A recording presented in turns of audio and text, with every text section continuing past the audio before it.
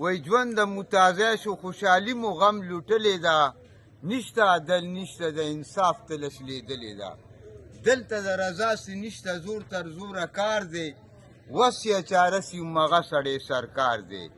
ځکه خوار غریب د خپل عزته لاس بردار دی نو ډېرو د شرابو په ځای وینه زموږ څکلې ده او نشته عدل نشته د انصاف تلش لیدلې ده نو څوک روټي مکان او څوک اواز د شریعت کوي قوم یې کړو تباه لیډران داسې سیاست کوي نو ځکه ترې جانزیب بادل یارانو بغاوت کوي نو دا هم یو جهاد دی ما جهاد ته ملا تړلې ده او نشته عدل نشته د انصاف تلش لیدلې یو شعر ما ویلو چې هغه ریټایر خلک پنشن غواړي اخوندې پرموشن غواړي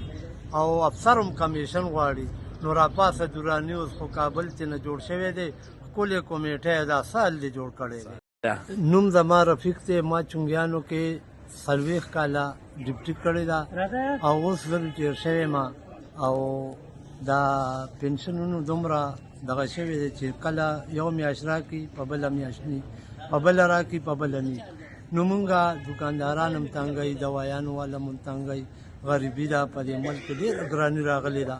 او مونږ خپل بچي اوس نشو پوره کولی نو د دې لپاره زه دا خواست کوم چې مونږ ته دا پنشن په وخت رجیم بسم الله الرحمن الرحیم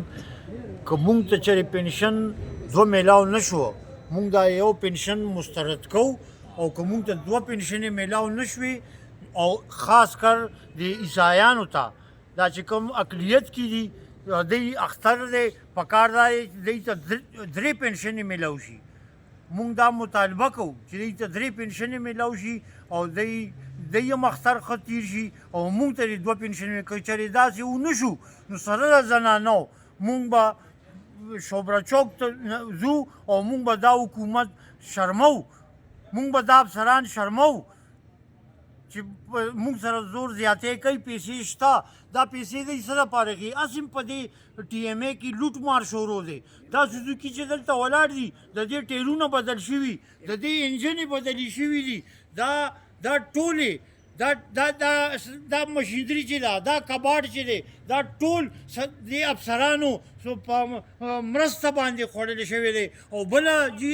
شاه صاحب یو بله خبره ده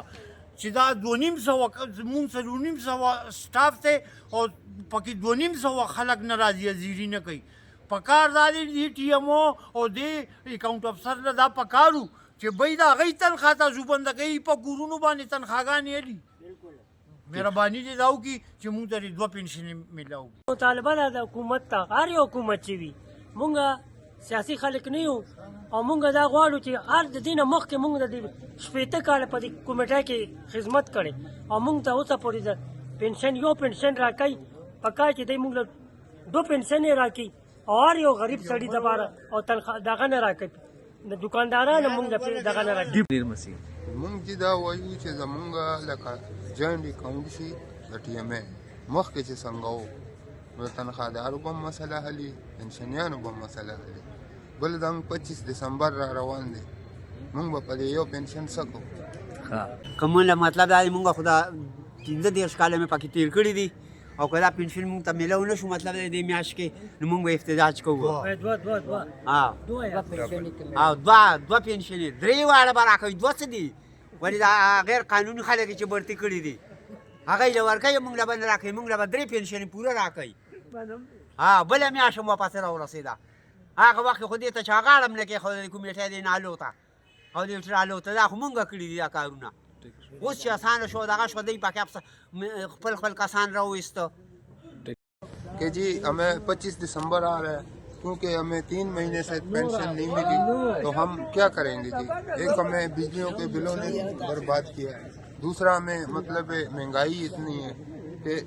پینشن میں گزارا نہیں ہوتا تو جب نہیں ملے گی پینشن تو ہم کیا کریں گے ہمارے بچے کیا کریں گے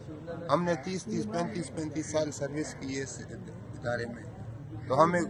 یہ صلاح مل رہا ہے سب کو مطلب ہے کہ 25 دسمبر کی تنخواہ الگ ملتی ہے ابھی تک 2 تنخواہیں ہماری